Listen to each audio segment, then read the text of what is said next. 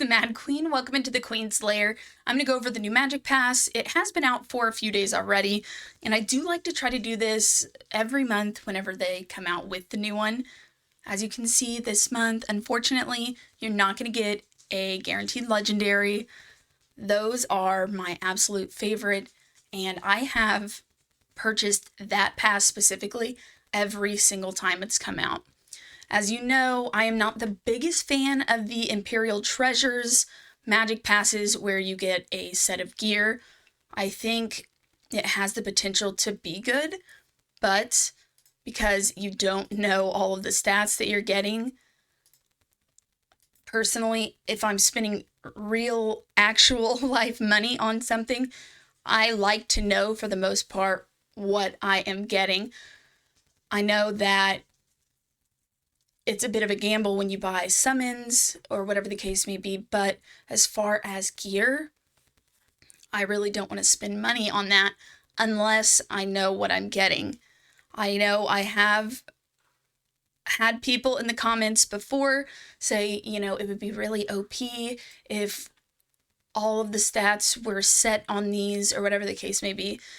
I don't necessarily think that that's true, because when we take a look at this 6-star legendary piece, the roll for crit rate and attack they're average. They're not really good and not really what you would look for whenever you're farming to get 6-star legendary gear.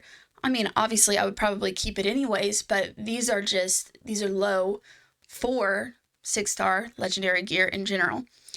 And these could be really, really viable for newer players or mid-game players, people that are just struggling in general to get a lot of 6-star legendary gear. But again, unfortunately, you don't know the substats. I will say, since they've added in this legendary book, it does make this Magic Pass worth it. It was not worth it before, but in the last couple of months, they did start adding in the legendary book. That alone really does make this pass worth it, because it's like almost $10 to get a legendary book plus, I don't know, it's like, I can't even remember. I've never bought one of those. It's some diamonds and jelly maybe, or some, I don't know, but there's some passes or some purchases that come up sometimes where you can spend $10 and basically get a legendary book. Every time I do buy these and I roll the gear, I never get any good rolls into anything. It's disappointing. I know it is very RNG, luck based, so I don't know. I would like to see them add in stats that we know we're going to get. Of course, a lot of people have a lot of different opinions on that, and feel free to let me know what you think about that in the comments. I just personally think, like I said, if you're spending real life money on it, you should pretty much know what you're going to get. But for $10, regardless of the set that's here, it is a pretty good deal and it's worth the purchase. I will be buying it myself. And if you are wondering if it's good or not, if you should buy it, if you have the money, of course, I don't want anyone to feel pressured to spend any money in the game at all. That is never, ever, ever my goal. I never want you to feel like you need to spend money in this game. That is not true. It's so far from the truth.